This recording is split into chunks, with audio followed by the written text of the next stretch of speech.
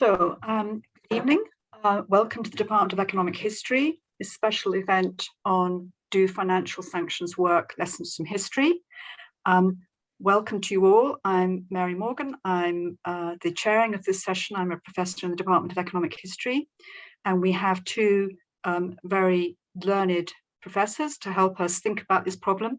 First of all, we're going to hear a talk from Professor Olivier Accominotti, who's a professor in our department, and his research has explored many aspects of the history of the global financial system, and it has, with special focus on the microstructure and on the politics of the international financial relations. And in a recent paper, he's explored Western countries' response to Germany's debt default in the 30s, including the use of sanctions.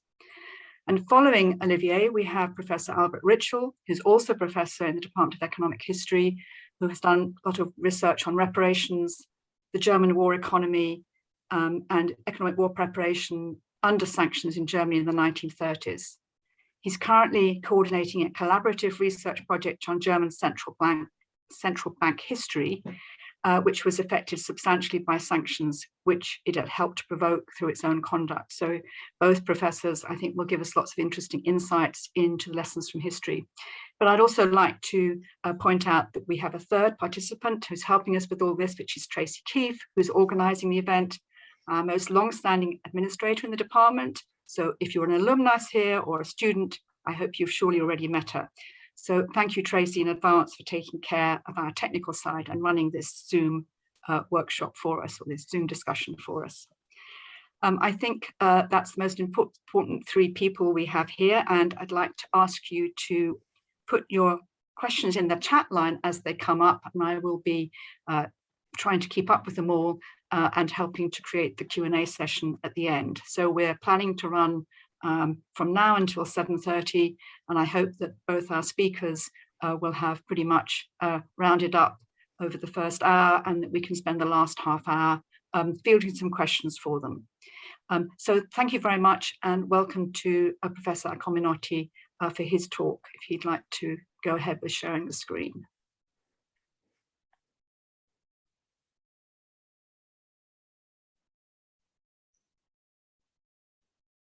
Here we are. Well, thank you very much, Mary, for the introductions. Thank you all for joining this event, which we organize at very short notice. You know, we thought it would be useful, given today's events, to try to bring a historical perspective in order to better understand what is going on today and what to expect.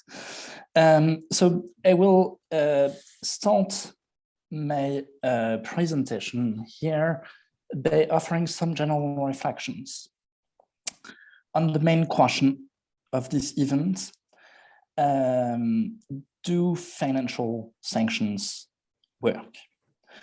And the first thing I think is that in order to work, financial sanctions need to be credible.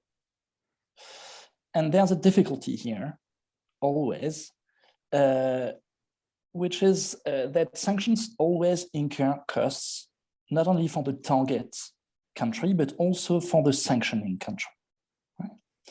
And, you know, for example, if you look at Joe Biden's speech on the 24th of February, when he announced the first set of US sanctions against Russia, you know, if you read the speech, you realize he spent as much time talking about the economic damage the sanctions would cause on Russia as he did on reassuring US citizens about the costs of the sanctions at home in the US. Right? And given that sanctions incur costs for the sender countries as well, there are always two issues which might undermine their credibility. The first issue is coordination between the sanctioning states. Assuming government leaders are rational, they will always prefer to shift the costs of imposing sanctions to their partners. And therefore, there is a classic free riding problem in the imposition of sanctions. And then a second issue has to do with the political economy of economic sanctions. Sanctions do not simply have welfare costs for the sender countries, but they also have redistributional consequences. So not all groups will be affected in the same way by the sanctions, and depending on which interest groups are better represented in the political system, sanctions may or may not be imposed. Right? So I think these are important problems to keep in mind when we talk about sanctions, about the threat of sanctions and the credibility of the threat, or the credibility of their maintenance over a sufficiently long period. And if we want to think about these issues, it is very useful, of course, to go back to the history of the 1930s. Right?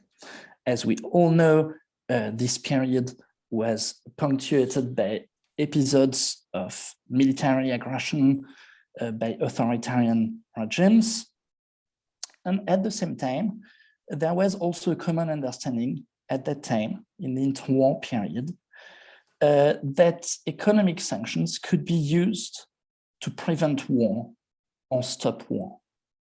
So what I would like to do in my short talk today is first describe how economic and financial sanctions were used in the 1930s and with what success. And second, try to draw implications as well for the current events. And that will, of course, remain speculative given the lack of perspective we have currently on the current crisis. But I hope it can provide the basis for a fruitful discussion of these issues. So to be sure, economic and financial sanctions have been used well before the 20th century. States competing on the international scene have always used the tools available to them to coerce foreign governments into certain behaviors. And among these tools, you have the economic and the financial tools.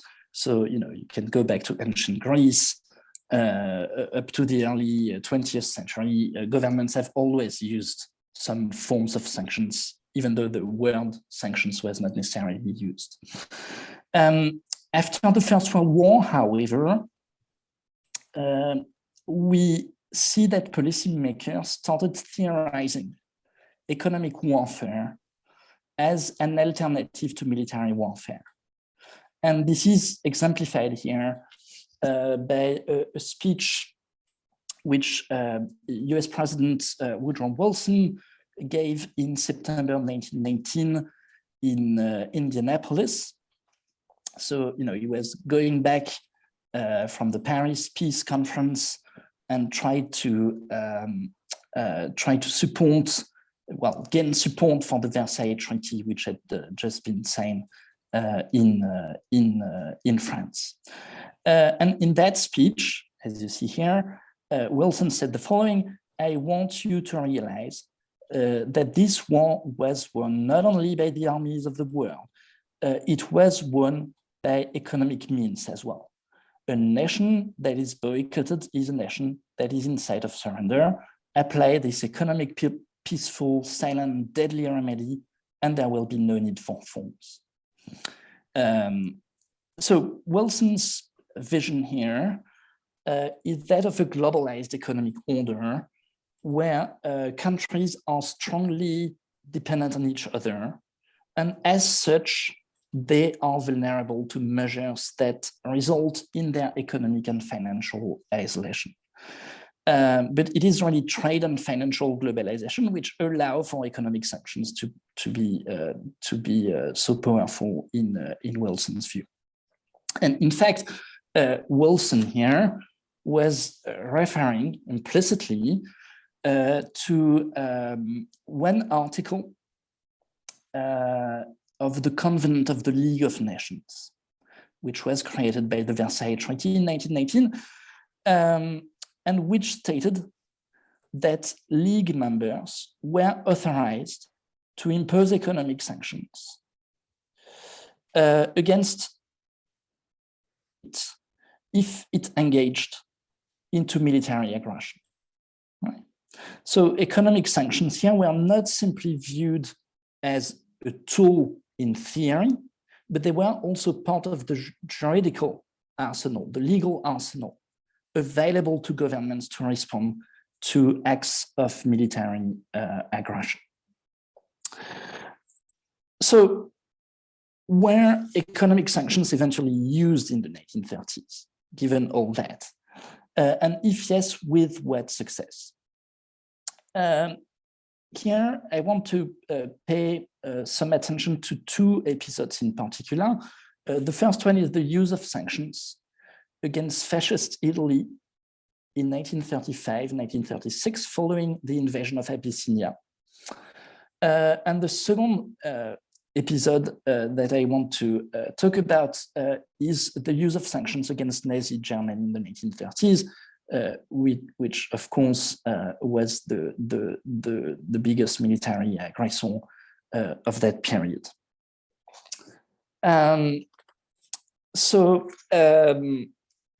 What I will do here is just talk about these two historical episodes.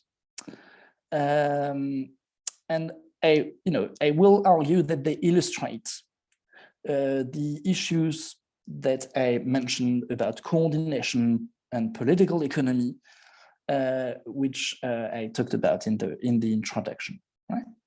So let's start with the Abyssinian crisis and the use of sanctions against Italy in 35-36. On the 2nd of October 1935, Italy invaded Abyssinia, a country now known as Ethiopia, which was also a member of the League of Nations. So Abyssinia appealed to the League of Nations under the Article 16 to obtain economic sanctions against Italy. And a set of economic sanctions were immediately imposed on Italy on the 19th of October 1935. And that included a ban on the exports of arms and metal to Italy, a ban on all financial transactions with Italy, and a ban on the imports of goods from Italy. So how did Italy respond? Well, Mussolini reacted by presenting the financial sanctions as an act of aggression, using the exact same rhetoric as Putin has used in the last week. If you put the two articles here, which I show on the slides in parallel, you can certainly see a comparison, right? So a set of sanctions were imposed.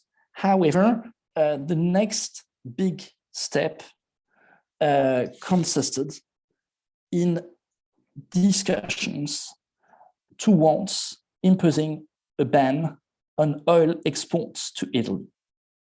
And here, the major Western powers did not manage to agree on a solution. So the US was at that time the largest oil producer, exporting about 50%, I think, of global oil.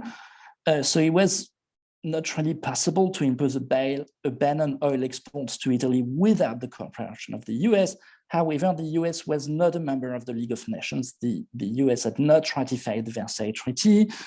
And Roosevelt was the president at that time, stated that he had no legal authority to impose such a ban on US oil exporting companies. So whether the legal argument here was an excuse or not is, of course, difficult to know, but it is clear that there were significant economic interests involved in the US, especially those of the US oil companies, right? So then the UK and the French governments discussed the option of proceeding without the US. However, on the one hand, the French Premier, Pierre Laval, did not want to commit itself to imposing sanctions on Italy without a guarantee that the UK would do the same in case of a German aggression against France. We have to keep in mind here that the French government at that time was obsessed by its security, and the UK government refused to provide that guarantee. And on the other hand, given the economic interests at stake, the UK cabinet, which was by then led by Stanley Baldwin, was reluctant to close the Suez Canal, which was key to the supply of oil to Italy, right? So at the same time, Italy's largest oil supplier was in fact Romania, but the Romanian government did not want to move unless the oil ban was endorsed unanimously by all powers. So eventually, because of these multiple coordination problems, no solution was agreed on, and no oil embargo was imposed, right? So again, it's difficult here not to draw a parallel between this episode and the current situation where the US and the UK have just yesterday imposed a ban on imports of Russian oil and gas, but we are seeing coordination problems again, especially because European countries, which are much more dependent on Russian oil than the US and the UK, are reluctant to follow suit, right? And of course, we will see how the situation evolves in the next few weeks, but it is clear that we observe similarities in the dynamics of the negotiations, even though the outcome may be different, right? So eventually, sanctions again, Italy in the 1930s did not reveal success. He continued the war in Abyssinia despite the sanctions. He eventually took control of Addis Ababa in May 1936.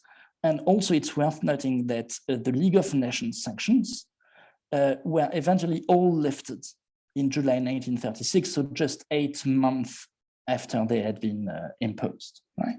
So even though they hit the Italian economy quite severely, there was no agreement to maintain them for the medium or long term, right?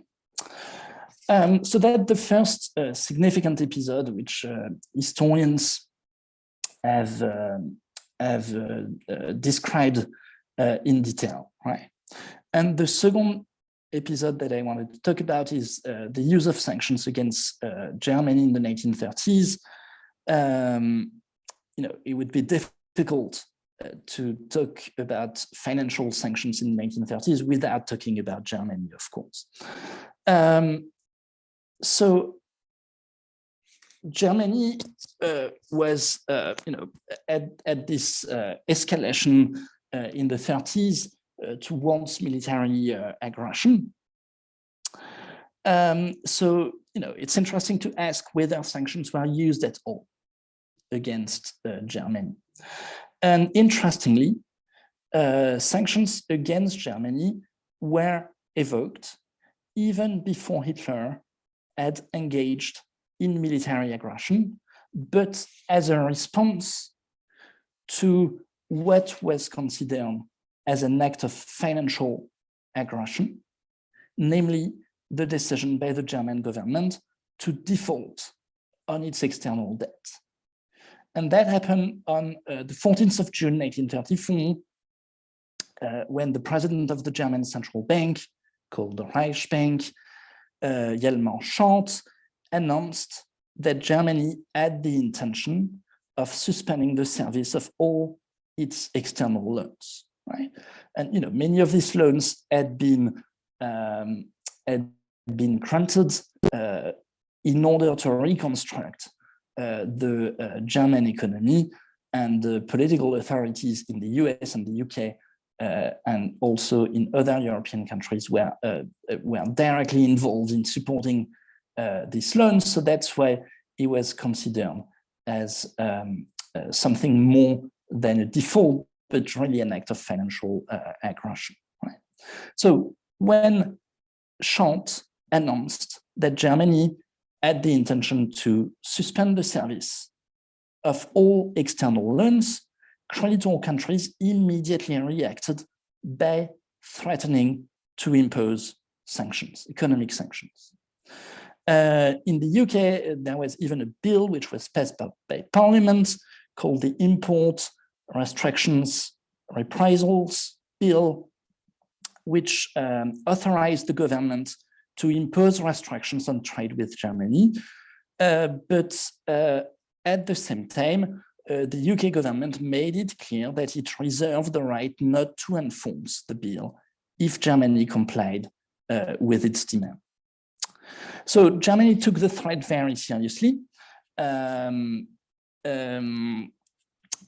the German economy was heavily dependent on the British Empire and on the City of London, especially for its imports of raw materials, which were key to its policy of rearmament. Right?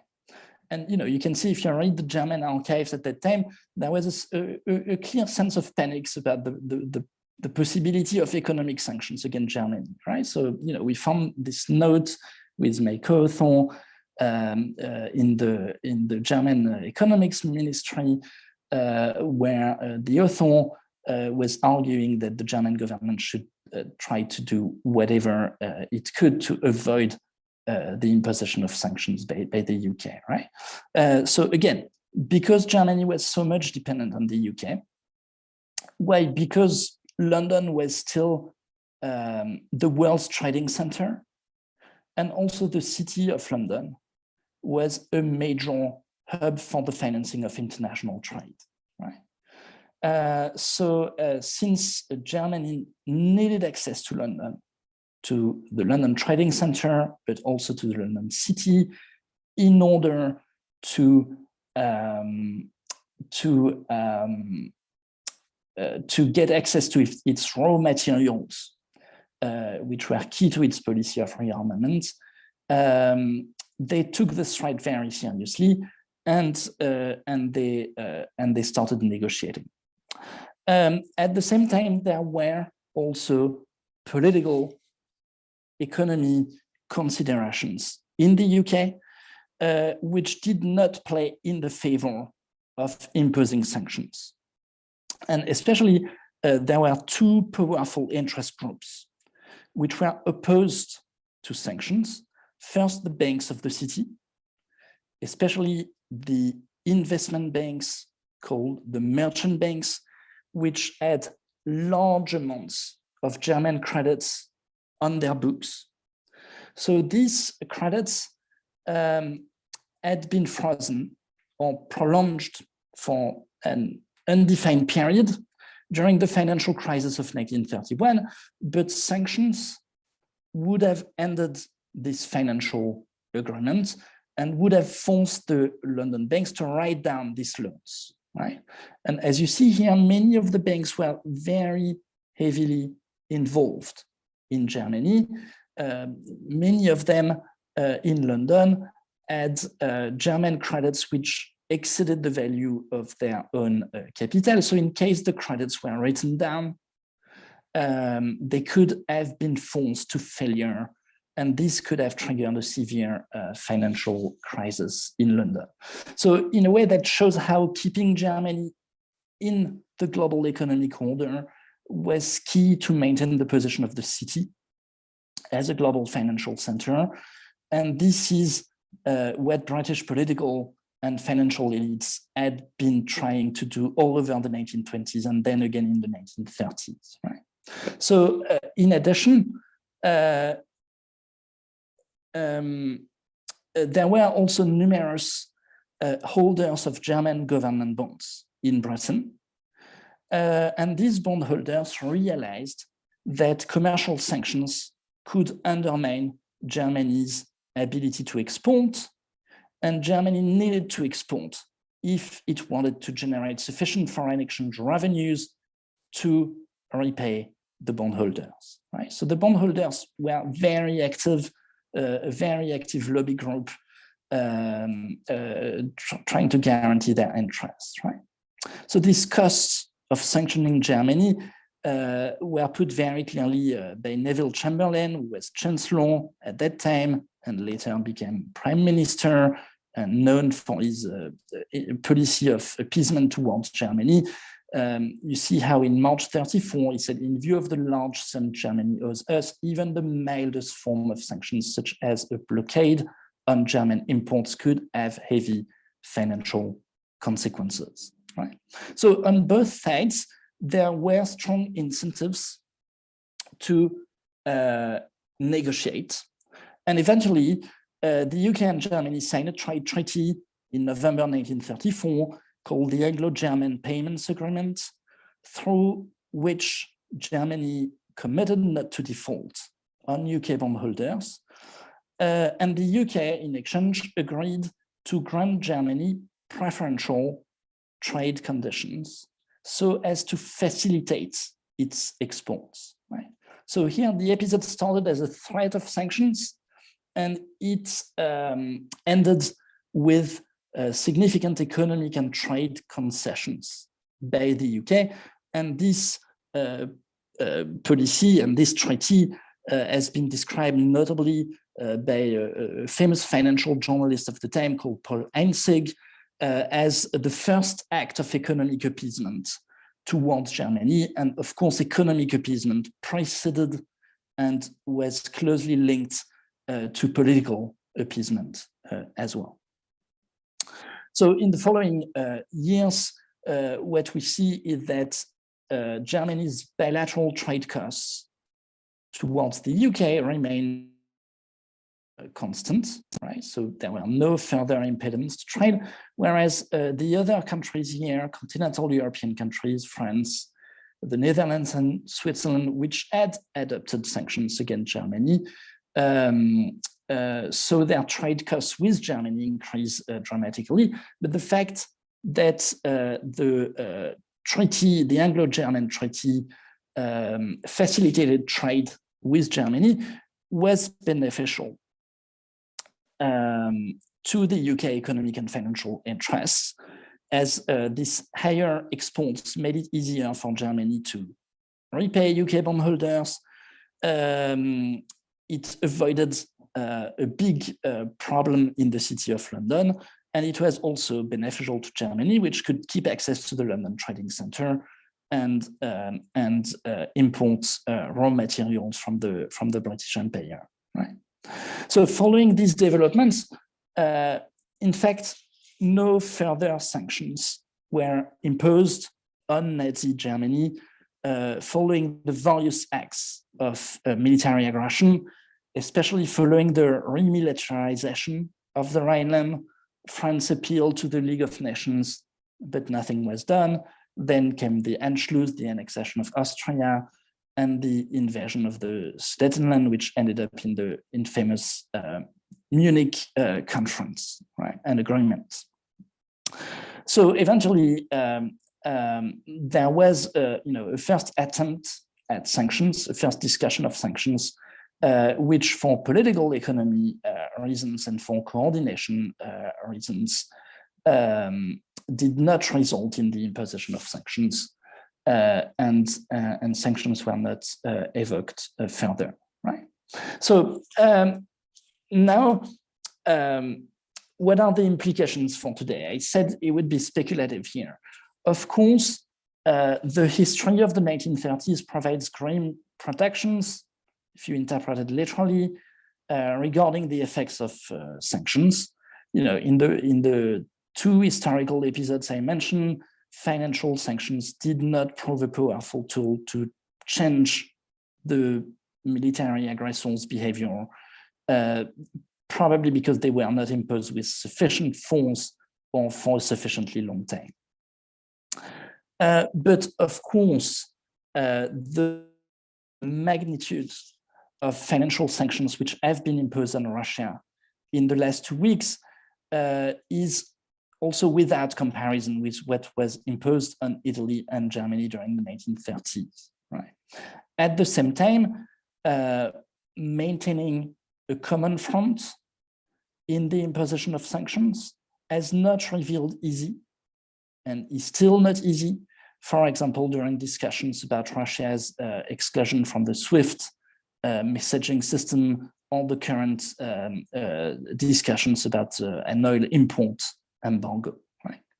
Another question, I think, is for how long are foreign governments prepared to endure the costs of financial sanctions at home? Right? Are they ready to maintain the sanctions for the following years or only for a few months? Right? And that the credibility of the maintenance of the sanctions will, I think, matter a lot in changing Russia's behavior. Right. So, of course, we do not know the answer to these questions, but I think again that the historical experience of the 1930s tells us that the precise redistributional consequences of the sanctions and the presence or the absence of mechanisms to induce coordination, cooperation between sanctioning states will be key in the maintenance and the possible sanction and the possible success of financial sanctions against Russia. So I'm gonna end it here, and I hope we can have a discussion about these issues in the Q&A. Thank you. Thank you very much, Olivier. I think if you could, that's very, very helpful opening up of all sorts of issues. I think it's a great way to get us going. So thank you. You've stopped sharing your slides, and I think Professor Albrecht Ritschl, you're there. Are you going to use slides, Albrecht? I would if I'm allowed. Please do, if you want to share your screen. Would you give me license to use some slides? That's really good. I gave an introduction at the beginning, and I wasn't sure if you were here. So let me again welcome. I didn't have the Zoom ID, and I'm very sorry about this. Let me again welcome our second speaker, Professor Albrecht Ritschl, who's also a professor, as is Olivier, in our Department of Economic History. And so welcome to those who arrived a little bit late to the department's discussion here. So Albrecht has done research on reparations and the economic war preparation under sanctions in Germany, which Olivier has just been talking about, but he's also coordinating a collaborative research project on German central bank history, which I think is also going to be featuring in the sanctions story. So Albrecht, have you shared your slides, or would you like to, please? Not yet, but I'm happy to if I find them. As it happens, this does not quite seem to be the right thing here, but let me see what I can do. Yes, indeed, very good. Wonderful. So, thank you. The floor is yours, Albrecht. Thank you so very much. Let me see if I can do this in a slightly better way here. Okay, excellent. No, it's not quite what I wanted. But anyway, so the question here is basically, do sanctions work? And we have had quite a bit of evidence already from Olivier. As I have been working on Nazi Germany as well, may I also say I can really only commend Olivier on his results that he just presented. This is major progress. We had lots of qualitative evidence on what used to be called, or has been called, economic appeasement. And Olivier's research has put numbers to it, which I, of course, always like. So I take a slightly different angle to the thing, because I was trying not to talk too much about Germany, not quite sure if I will succeed. So first, I will talk a little bit about the Ukraine. Basically, asking the question of whether it's actually a worthy target, so to speak, or what is going on here. I will talk a little bit about whether and when warfare is profitable. I want to talk to you about making war costly, about total war, and then zoom in on the wounded bear, as I call it, Russia's quest for space revisited. And then I will conclude with two unpleasant scenarios. Okay, let's talk about Ukraine for a moment. This is what happens if you take the Ukrainian GDP per capita data here actually from the World Bank. And if we are to believe these figures, then output per head of the population of the Ukraine in 2020 was still below the level of 1990 if we measure things in purchasing power parity. For the non-techs among you, that means that if cafe latte at the airport in Heathrow costs something, and the same cafe latte by the same provider at the airport in Kiev costs something, then you will see there is a price difference. And that price difference is basically kind of taken out of the calculation here, so to get a realistic thing. We see a decline in output up until 1997, 1998, recovery to about 2008, and then since the financial crisis of 2008, the world as viewed from the Ukraine has been flat. And that is an interesting thing, because we would tend to think this is perhaps not really a worthy target. Let me make a comparison with Russia and Belarus or Bielorussia. And you see that although the basic tendencies seem to be the same, marked decline to the late 80s and then recovery, we do get the impression that recovery from the post transition depression has been more complete in Belarus. That's the light turquoise graph, and clearly much more marked in Russia. We also see signs of stagnation in all three countries, but clearly the Ukraine is doing worse. Now, to put this into perspective, I also have some evidence on what is going on among the immediate Western neighbors of Ukraine.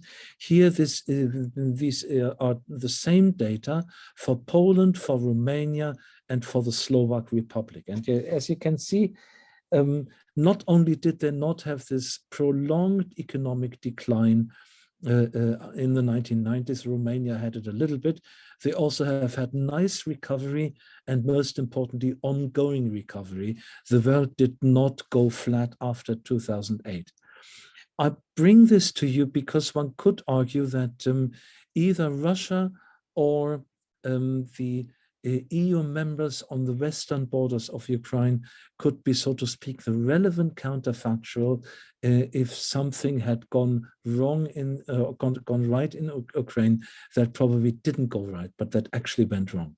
I also couldn't resist the temptation to bring comparisons with the euro area, which is the greenish line on the top, and with the UK. And just in case you didn't know, this graph would suggest that the UK is actually your representative average Eurozone country up until 2020. And now, of course, all this is going to change for the better. So I first want to talk a little bit about whether war is profitable and when, and I do this very quickly. We have a lot of evidence, of course, from colonialism, overseas empires, which would open up new import markets, it would open up new export markets, there would be conquest of arable lands. All this could be one reason, theoretically, why some neighboring country is setting its eyes on Ukraine and saying, oh, we actually need to go there because there are big opportunities there. The last other country that went into Ukraine hoping for big economic spoils was Germany in 2 world wars. I will get to that in a bit. There are doctrines on colonial wars. I go over this very quickly. The classical or neoclassical doctrine would be comparative advantage. We have Heckscher-Ohlin, which basically says war is not necessary, we just trade. The Marxist one is a bit more interesting in the sense that it makes for let's say, very strong political implication, the idea of surplus realization and imperialism, which has given rise to all kinds of dependency theories, the idea being that the more developed countries need an outlet for their surplus that they can't realize in their own economies. Then there are racist and social Darwinist interpretations, There are Malthusian interpretations where it's important to increase your land to labor ratio. You don't have enough land, you have a lot of people. You believe in Malthusian hunger scenarios. And if you add a little bit of social Darwinist and racist spice to it, you could then get to all kinds of theories where you want to replace the indigenous population with your own breed and afterwards control your fertility. Then there's geopolitics, which plays a role in the talk, where your size and the location of your plot of land basically is going to determine the success of your empire building. There has been criticism of these colonial war doctrines. Overreach of empires is an important one, where basically empires grow beyond sustainable sizes, and then after a random military shock, there is a collapse. That goes back at least to Prussian military theorist Clausewitz, if not further. Surplus realization, as I had said, in Marxism, where there's considered to be over-accumulation of capital in the center, and but imperial expansion only postpones the inevitable reckoning. There's another thing that is a bit relevant for us, which is the self-exploitation of the hegemonic power. The idea that the center, instead of exploiting the periphery, is actually subsidizing it in order to maintain its influence. That point was made by Edelstein in the 1970s for Britain. There is the empire effect debate, pitting Ferguson and Scholarik in a hapless position against the intellectual power of Accominotti and Flandreau a couple of years ago.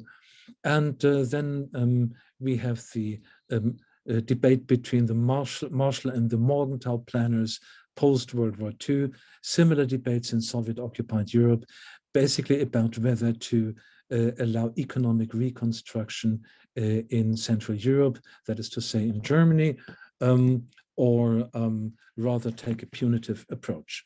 These things resurface all the time. We actually see similar debates within Germany during World War II, whether to ruthlessly exploit the substance of the surrounding occupied countries, or whether to leave them a little bit so that they could actually sustainably produce for the German war economy. These things are kind of always the same apparently. Now, think of the Soviet Union as an empire, and then we could kind of go through these issues: overreach, overaccumulation, and self-exploitation.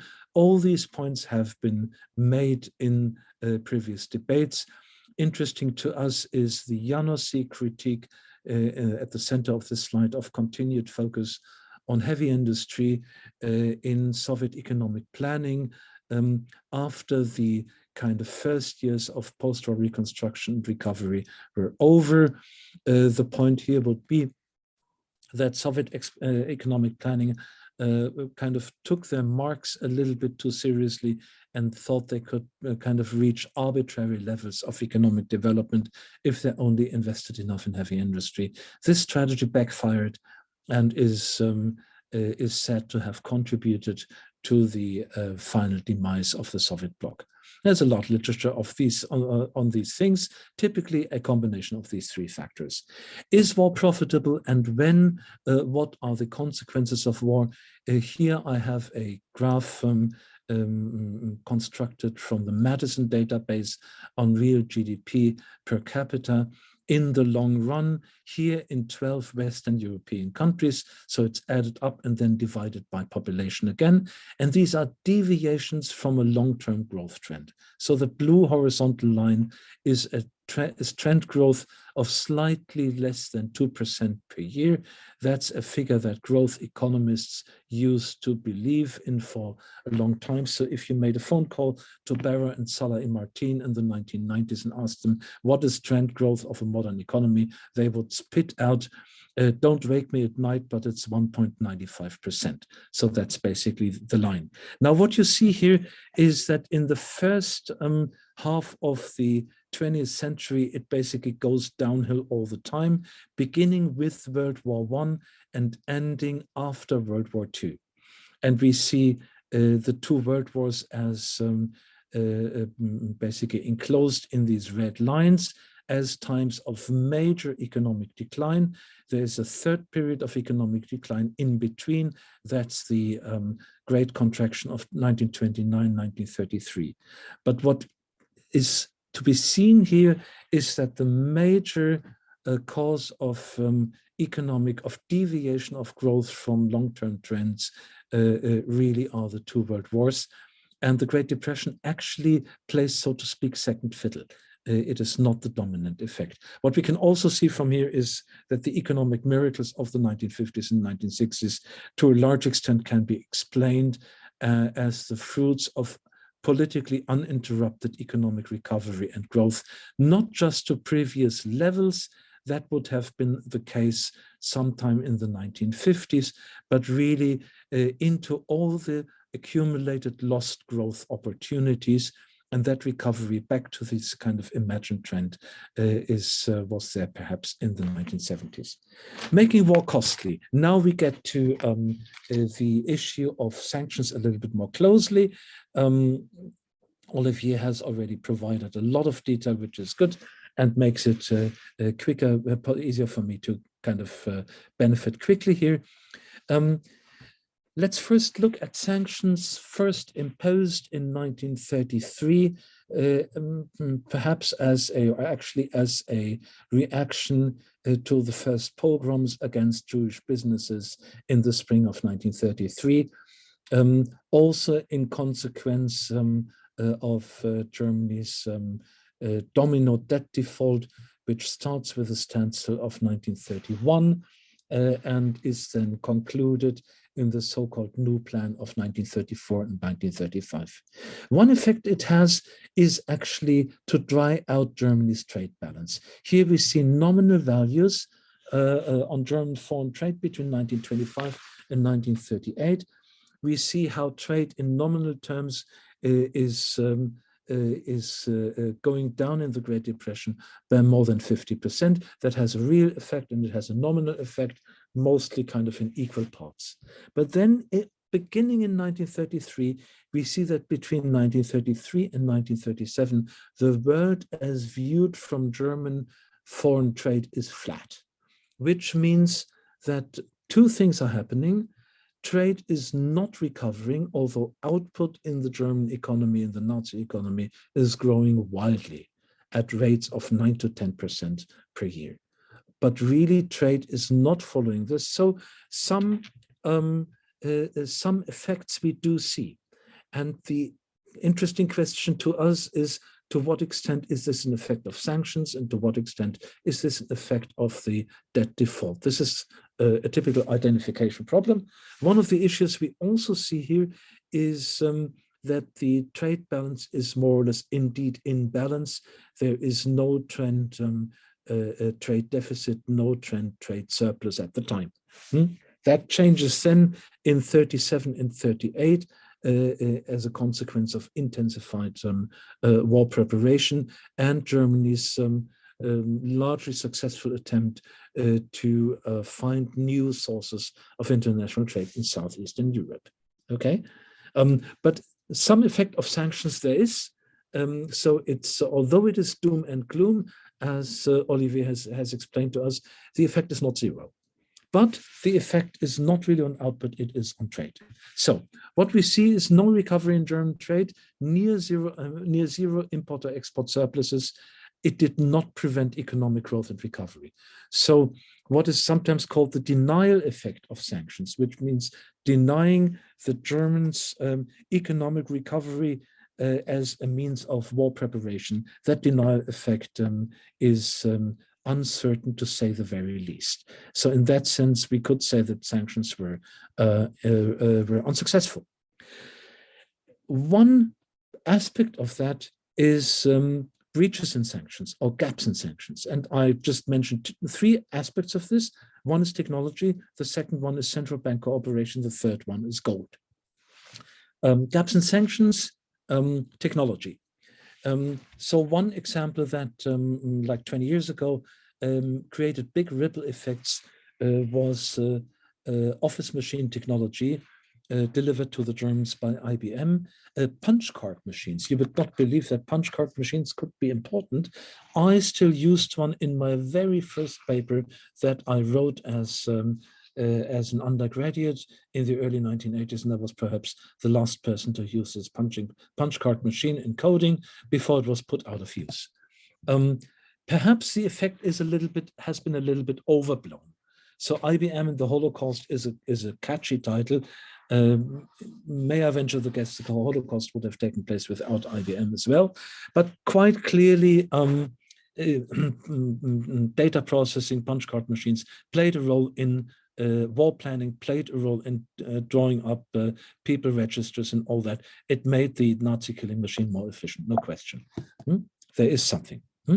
Then a second thing where we have tech not denial but tech enabling is leaded fuel. The older ones among you will remember that there was a time when you had a choice between leaded petrol and unleaded petrol. This is something that comes from the 1930s, technology that had been developed in America, in the United States, and it is used to kind of increase the value of petrol so that you can actually get the same energy output with a lower amount of fuel. That is especially important in aircraft fuel with piston engines, not in jet engines, but in piston engines. And there's a literature on that which says that without the Americans delivering this technology to the Germans in the 1930s, Germany's Luftwaffe would not have been in the air. Again, this claim is perhaps a little bit overblown because other research has found that especially the Blitz on England in 1940 largely was carried out with aircraft fuel, high-grade aircraft fuel that the Germans had found in France, in occupied France. Again, there is a tech effect, but it perhaps has been overblown a little bit. A third one is, again, where there is not tech denial, but tech enabling is car production and assembly lines. It is a well-known thing that Germany's car industry, basically up until the 1960s, ran on American factory equipment. All these assembly lines at the time were an American product and almost an American monopoly. US producers of cars held like 70% of the market. They retooled their factories in Germany in 1939 to produce for the war. So the motorization of Germany's armies was done on American delivered assembly lines. The same is actually true of Volkswagen, which was a Nazi producer set up by the Nazi labor organization. But of course, the hardware of the assembly lines came from the United States. The product itself essentially came from Czechia and was a copycat of a Skoda. The second aspect of lack of sanctions, which are enabling instead of crippling, would first of all be economic appeasement. Thankfully, that has been dealt with by Olivier already. The continuing cooperation of the Bank of England with the Reichsbank. Just today, this morning, I was at the Bank of England archive again, and it is absolutely kind of shocking to see how basically affectionate letters continue to be exchanged between Montague Norman and Hjalmar Schacht of the Reichsbank throughout the 1930s and into the 1940s. The Germans managed to unfreeze some of the standstill debt to the UK, and the UK continues to finance German trade. The Bank of International Settlements is another center of continuing cooperation with the Germans. Debt renegotiations are taking place, clearing of German payments is taking place. So it is basically performing some of the functions that nowadays systems like SWIFT would perform. The Germans always had access to the payment facilities and clearing facilities of the Bank of International Settlements that actually continued on a reduced scale even during World War II, which almost led to the closure of the Bank of International Settlements after the war. One infamous case is the clearing of Czech central bank gold to Nazi Germany through the BIS in cooperation with the Bank of England in 1939. Schacht was back then no longer head of the Reichsbank. It was a Nazi named Funk, and Montague Norman and the Bank of England, International Settlements did that anyway, which went through the press a couple of years ago. It has been known to experts for a while, but created ripple effects in the public. The third aspect of that, particularly awful, and I'm really going to spare you the details because it's traumatizing, is Nazi gold. Where it came from, looted gold, diamonds, work of art, overseas bonds and stock also can be broadly put into this category. They were sold off during World War II. It started already before, but during World War II through various channels in neutral countries, mostly in Switzerland, but also in Sweden and other places. Again, the BIS played some role in this, although it was basically other financial and non-financial institutions. It's really most reprehensible. I spare you the details. It's not pretty. The diplomatic led to a diplomatic crisis between the United States and Switzerland in the late 1990s. The thing is, terrible as it was, quantitatively, it's perhaps a little bit overblown. It was relatively easy already in the 1990s and 2000s to give back of the envelope estimates of these gold transactions. And it seemed clear from the start that American estimates at the time were kind of off by like factor 10. And these estimates then actually were corroborated by later work that found even more detailed archival evidence on this. So let me summarize this, the effects of sanctions and so on. US tech transfers, especially to German motor industries, were no doubt important.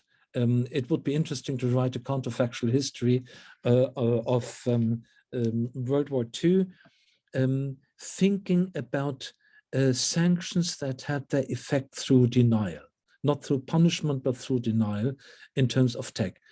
Things would have looked slightly differently. There is no question about this. And we can also say that the effect of trade sanctions otherwise were perhaps quite limited, because Germany always had some channels for trade diversion that it managed to keep open for a long time, which means that Germany's strategy of import substitution and trade diversion was at least partly successful. Still, of course, we don't know the counterfactual. Imagine World War II without trade sanctions, without financial sanctions at all. That would have looked very different. So yes, they had an effect, but they could not prevent the disaster. So next thing here would be transfers to Nazi Germany during World War II. They basically managed to circumvent sanctions by widening the number of territories within the surface under occupation, and that was quite significant. We calculate that it was perhaps roughly 80% of German GDP in 1938. It was mostly Western Europe, but also in heavily involved Poland and Czechia. That debt was never repaid and was kind of elegantly buried in the 2+4 treaty establishing German unification in 1990. There was slave labor. We think that that at some point or at any point during World War II, roughly 11 million people were involved in slave labor for the Germans, mostly Eastern European. Jewish concentration camp labor was part of it, but not the dominant part of it. For the very terrible fact that destruction was given priority over work. We see lots of internal debates in 1940, 1941 about what to do, and it's very clear that those who just want physical destruction have the say. There are more successful sanctions, and I'll talk about them briefly. Two examples that can be picked out were UK blockades. The first one of Europe as a whole during the Napoleonic Wars, and the second one of Germany during World War I. Let's first very briefly talk about the Napoleonic Wars, because the effect of these sanctions is perhaps a double-edged sword. One is, there is no question that these sanctions did have effects on Europe and made warfare more difficult for the French troops. On the other hand, there's also an argument saying that the length of the blockade actually contributed to the growth of infant industries on the European continent that in a regime of free trade would not have been competitive against the UK. We can leave this debate for what it is, because it is, of course, not exactly the problem that we have here.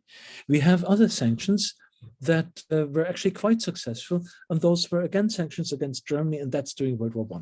Let me turn to that quickly before I have a few philosophical remarks on Russia and then wrap up. What you see here is average import to output ratios, or import to GDP ratios in Germany between 1913 and 1917. If you look at those things with the red numbers underneath, you could see that we can calculate the ratio of imports to output went down from almost 20% in 1913 to 10% or below in 1917, 1918. And there is a lot of qualitative literature that tells us how terrible the effects of these blockades and sanctions and trade embargoes were in the perception of contemporaries, both for war production and for feeding the population. We also see, by comparison, the trade sanctions against Nazi Germany starting in 1933 here, because that's the beginning of the sanctions regime. And we see that indeed trade is going down quite a bit, but of course not as strongly as it did in World War I. If you look at the left-hand side of this table, the second column, which says imports, you could see that they go down from 10.8 in 1913 to 4.2 in 1913 to 4.2 in 1918. So this is these are big effects, largely caused by the British blockade. And there are two lessons to be drawn from this. One is the blockade was not able to prevent the war. So the strategy of sanctions by punishment, or deterrence of sanctions by punishment, or deterrence through sanctions that have denial effects, the deterrent effect was not there. It did not prevent the war. The war still went on for 4 years, but it clearly crippled the German economy. A counterfactual without sanctions would probably have looked a little bit different. Let me zoom in on total war, because I think it's important for our case. Total war is war without frictions and uncertainty, coined by the same Clausewitz that I mentioned already. His conclusion was that total war never happens, as the results are fully predictable. And so there's no incentive to start it in the first place. That looks very much like game theory and backward induction. His corollary from that was essentially that war only happens because there's uncertainty and because there are frictions. It is well known that war plans fall apart the second they have come in touch with reality, especially with the enemy. We seem to see this once again in the current conflict. That was kind of Clausewitz's idea, was only fought because the outcome is uncertain. Here is a Clausewitzian design, which is mutually assured destruction in a nuclear war. It's a prisoner's dilemma, where deterrence is actually brought in through second strike capacity. Now, it assumes interesting things. It assumes full rationality and full information, something that you would not always want to assume. But let me point out that deterrence in terms of chemical weapons of mass destruction did hold in World War II to the last day. there was use of chemical warfare, but that was against civilian population of the own country and of occupied countries in the Holocaust. But there was no use of chemical weapons at the front line anywhere, or even in the war against the cities. But there are holes in deterrence, and the holes of deterrence are the use of weapons of mass destruction against third countries. And that is a threat nowadays in Ukraine. We've seen that the use of weapons of mass destruction in third countries against third countries is not really meeting with clear sanctions. We saw it in the case of Syria when the Obama administration shied away from actually taking severe retaliation. We also saw the use of weapons of mass destruction earlier in the Iran-Iraq conflict. Long story, too long for what we have to do here.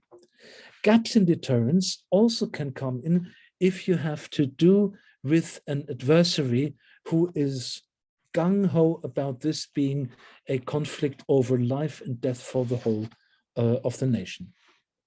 In economics and economic history, we know about such types a little bit. In game theory, they're called commitment types. In central banking, they are called conservative bankers. These are people who pursue their goals without much consideration for the social costs of what they're doing.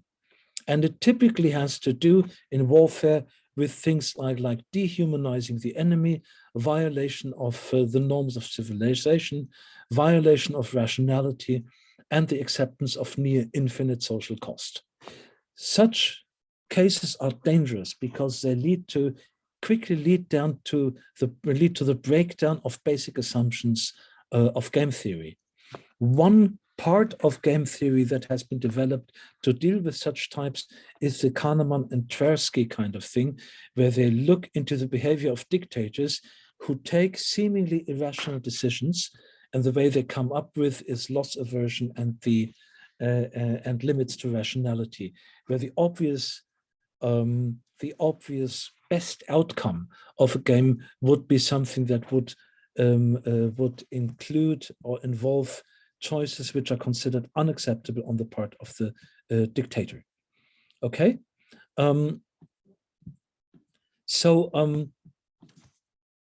going on from here. Albrecht, can I just interrupt a minute? I see you have quite a few slides left, and we're hoping to have a little bit of time for I will do this. Q&A. Yeah, I understand. I hear you. Okay. Thank you. So as soon as war is a national life and death struggle, then actually we get to the problem that game theory cannot really apply anymore, and that also means that deterrence and sanctions don't really apply anymore, because the deterrent effect on a fanatic is probably quite low. Deterrence would not really work. What would perhaps work is the denial effect, denying them certain capabilities. I zoom ahead a little bit to the Putin doctrine, where we see a few things. We see the doctrine of the three Russias. We see a nuclear threat by the West that supposedly runs through Ukraine. Ukraine is supposedly developing nuclear weapons. Whether that's true or not, it's a propaganda tool. We see the quest for space, and we see the acceptance of almost any economic cost. And that's kind of what is at stake right now. The very high economic cost that we have imposed in our sanctions regime, is going to act as a deterrent, or is it only going to deny capabilities and therefore perhaps shorten the war? There is a question on the Russia's quest for space, and I'm already in my concluding slides. Russia was once seen as the center of what was called the Eurasian heartland. The person inventing that doctrine, geopolitics, was a certain Halford Mackinder, an LSE director in the 1920s. Very influential, but also highly controversial. He may have inspired the Nazi geopoliticians. That is something that is a little bit open.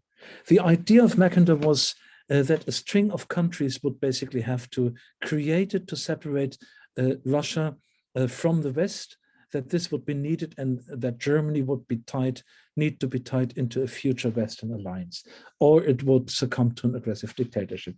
Here we see what Russia lost in 1918 in a short-lived peace agreement with the Germans that denied it the Baltic, it denied it Belarus, and it denied it the Ukraine.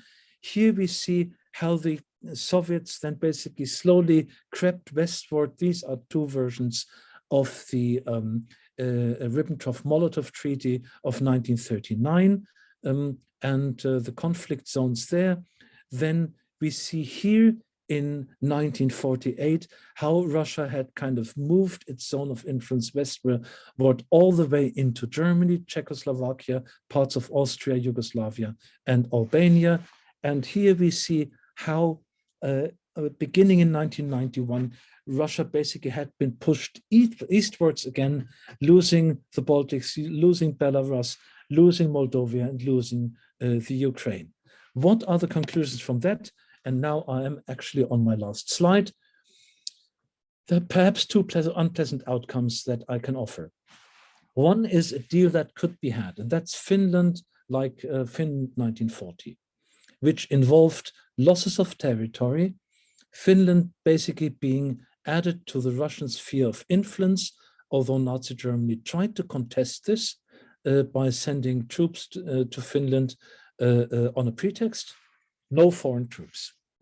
That is perhaps the best outcome that Ukraine would be able to negotiate.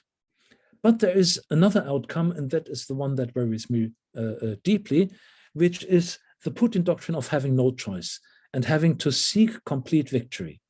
And if that is the case, then sanctions would have some effect through denial. We could cripple his war economy to some extent, but it would not prevent further war. Plus, there would be kind of an open ladder to further escalation in case the ground campaign continues to not go very well, basically because there is no clear deterrence doctrine against the use of weapons of mass destruction in third countries that are not members of NATO. I should stop here. Thank you so very much. Thank you very much, Albrecht, for that very comprehensive coverage of lots of different issues. We have 3 questions in the chat line, and I hope more will come in, but I can go back to the first one. The first 2 are actually about the dynamics of exactly how some of these things work. And the first question, I think, was addressed probably to Olivier's talk, which is about the effect of defections and how the effect of when might defections happen, and how does that affect the possibility of sanctions, given that they may be effective only if you have quite a lot of unity in them. And I think, Olivier, this was prompted by your talk about the sanctions which were imposed and then withdrawn, but presumably in the current situation, any of the countries involved may also be defecting and going back. So, Olivier, do you have thoughts about the defection problem? So, at first sight, it clearly seems that there was, much more success in achieving a united front in the current crisis, right? But the question is going forward, in my view, right? How long are Western powers gonna be able to maintain this united front, right? And that's where I think, again, right, we have to think about, who gets hit at home in the sanctioning countries, and how powerful are the groups which get hit, and at the same time, are there any enforcement mechanisms that lead to the maintenance of the united front, right? So we can think of that as a prisoner's dilemma, or in a game theoretic perspective, right?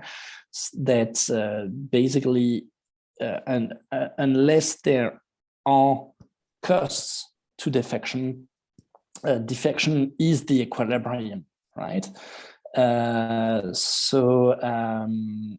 If we think about the current events, what we see that the United Front seems to be maintained, but it's also not that easy and not that clear, right? Think about the oil embargo episode. It's very difficult, of course, to convince European countries to agree on an oil import embargo, given their dependence, right? So you always have this incentive to rely on others to sanction. So I think in the future, we will need to watch out this political economy forces in order to see whether a common front will be maintained for sufficiently long enough, right? Yeah. So there's another question on the dynamics here, which is suggesting that when we're talking about sanctions, we've got a situation here where those creating the sanctions commit so far not to get involved militarily, at least not officially, even though clearly all sorts of things are going on under the radar, as it were. But does this change the whole kind of way about the sanctions? If there's no ultimate threat of war, does this change the way the sanctions work? Do they work better, or is there a sense in which that's changes the situation? And maybe Albrecht's nodding here, so maybe he has a view on this. Okay. Yeah, thank you.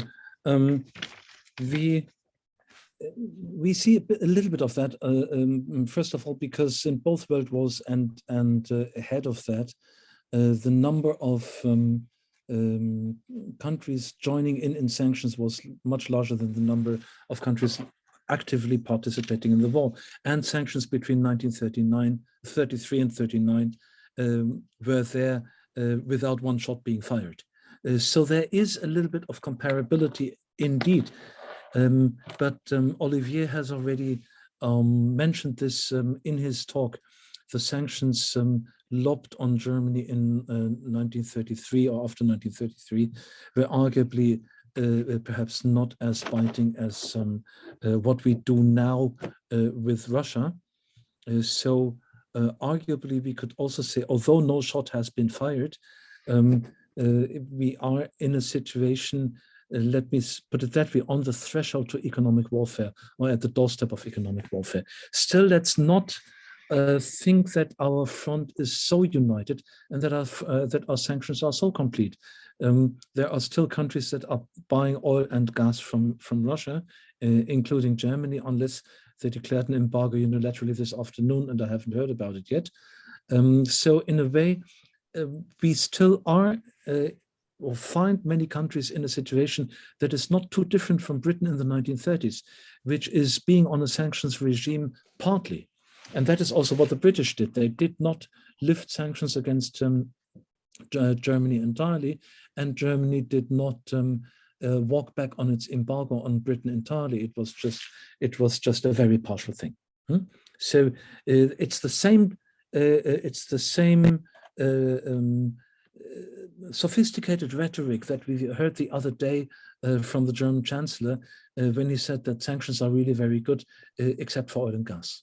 And so in a way, all these things do seem to rhyme. It's not exact repetition, but it rhymes. At the same time, you can blame it on Scholz, of course, but it's easier for Biden and Johnson to impose an oil embargo, right? Yeah, so there's also this demonstrational aspect of sanctions which enters into the equation as well. Of course, right? you can very easily signal your virtue if the economic cost is quite limited. That is certainly true. Now, the counter argument against the Germans is, of course, they used to have a policy of very carefully balancing the sources of their energy supplies. You see it in the files of the economic ministry during the Cold War. They talked about nothing else. in the energy department of the ministries. How can we prevent becoming too dependent on the Russians? And apparently these old wisdoms were thrown out of the window past 1990. There's a couple of hands up, so please can I ask you to put your questions in the chat line if you have a question. There's several questions in here, and I'm not sure I'm going to be able to keep up with all of them, but I think one of them which I think you might want to address was asked historically about whether sanctions were better addressed if you're competitive or complementary economies, but that might be an interesting question to address of the current ones, because I'm not quite clear where the complementarities and competitiveness lie. If we think that's one of the basic design principles of sanctions which work or don't work. Yeah. I could try my hand on at one of these, the complementarities, because the complementarity debate goes back to Germany's attempted sanction busting in the 1930s. And one thing they discovered around 1937 was intensified economic cooperation with the Soviets, of all people, and that included all kinds of deliveries, including natural resources. So Germany's oil and gas policies has old roots, and indeed there was an attempt to use complementarities. This is not a complete answer to the question, and you would tend to think this again depends a lot on third markets. There has been the argument that our sanctions against Russia are effective only to the extent that they are tacitly observed by the Chinese. I'm not enough of an expert on China to evaluate and assess that argument, but the point has been made. Olivier, did you want to make any comment on that? Well, since there are many questions in the line, maybe let's move on to the next Okay, one. so let me pick out another one. Are there historical comparisons to the impact of brands pulling out of Russia? That is, the McDonald's, Coke, Starbucks moves out. Are there historical comparisons of that kind of it's not a sanction, but a kind of disapproval mode of it's some kind of an economic move, but it's not quite clear that it's a straightforward sanction. But whether they're historical comparisons is something I never even thought about. So maybe you have some ideas about that. Well, maybe not directly, but I think what I find interesting in that question is the fact that it's not only governments which are the player in these sanctioning games, right? But corporates,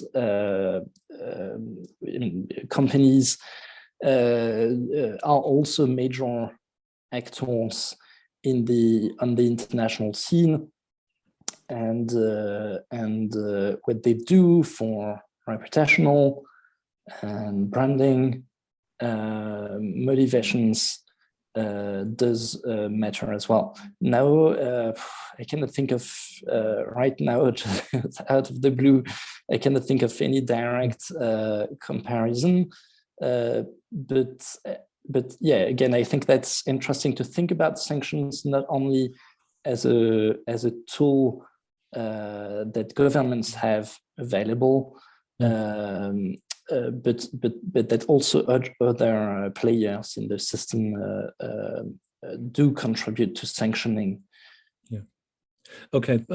One answer could be that branded products did not play the same role back then than they do now. Yeah.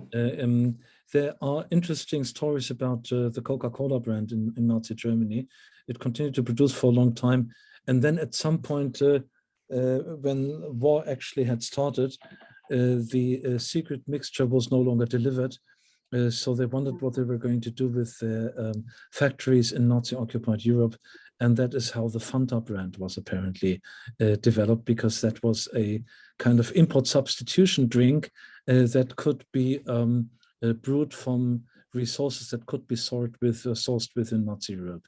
But this is kind of as far as I can take it. The thing is, of course, let's not forget the withdrawal of branded products from Russia.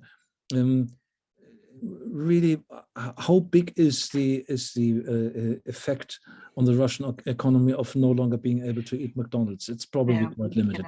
It is really virtue signaling. Let's not forget this. How about another which is the comparison between covert economic warfare compared to sanctions. So the dumping of large quantities of forged banknotes, buying up Exocet rockets on the black market in the Falklands War to drive up the price for Argentina. So this alternative version of sanctions, a kind of black market version of economic warfare as opposed to a military warfare. Do we see signs of that going on, or is this part of what you were talking about in the examples you had? I was thinking back to the Napoleonic War and trying to think of equivalents, but coming up with my first impulsive reaction would be to say that kind of covert warfare is cyber warfare nowadays. That's perhaps where you have the biggest effects. It's simply new technology, new things going on, but of course you would expect market manipulation and covert warfare in third markets to go on, basically trying to deny each other certain capabilities. I also see that there is a question about oil and the failure to deter the Japanese from attacking by denying oil resources. Yes, that is true. So sanctions do not have a good effect, like in terms of deterrence, on somebody who is fanatically committed to their goals. These us and them wars, and the Japanese war is also one of them, was fought on a similar ideology. You cannot deter these people by punishment. You cannot deter these people by denial. Nevertheless, denial and punishment may be important because they shorten the war or really cripple the effects of the adversary. As Olivier has mentioned, we have lots of good questions there, so we're going to run out of time. But here's a nice short one. How effective?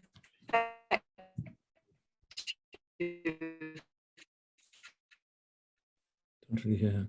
I think, I don't know if it's on my side, but Mary, we seem to have trouble. Mary is not hearing you. Can't hear her well. Yeah. But I think it's on Mary's side. So let's wait if the connection comes back.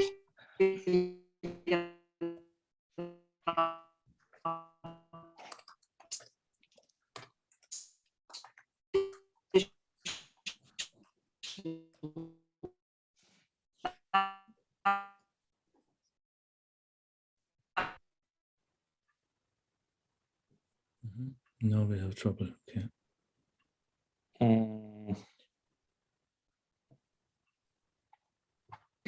I'm afraid it looks like we've lost Olivier as well. Okay, am I? Now you're back. Mary, you're back. Okay, I apologize for my internet loss. So do we have any examples of your historical work of sanctions creating civilian opposition? Am I lost again? No, not at all. We are lost from answer. The question has stumped you. No, we are lost from answer. I think that's what's going on. I would not very easily be able to come up with something, but clearly it is there is an issue. Not so much with civilian opposition in Russia. I would not bank on that, but civilian opposition to the social cost of sanctions in the West. We clearly see that that people are worried about the heating bill and the electricity bill of consumers in places like Germany, but also in the United States. So there is also possibly the counter effect, which is the rally around the flag effect of sanctions, which may play a role, right? From my reading of the 1930s, that effect was more prevalent than the creation of a civil opposition. Yeah. But that, that depends on how the regime is being run. Right? Yeah. To put it that way, I think nobody in Germany took to the streets protesting against the Nazis No. because of food and textile and whatever difficulties. People did not even protest loudly against the Holocaust. So I'm not optimistic. So maybe one final question, which we've got to 7:30, so I don't want us to move too further on. There's lots of interesting questions, which unfortunately we haven't got time to, but this question about universalism of sanctions, everybody having to take part, is that really critical? I mean, is there a kind of, one can imagine it might be, but there might be, if you have enough of the relevant parties being part of the sanction, is there some sense in which you can make sanctions work with at least some proportion of the countries involved in creating those sanctions and holding those sanctions and not defecting? But I think the point is to make sure, for example, if you have an oil import ban,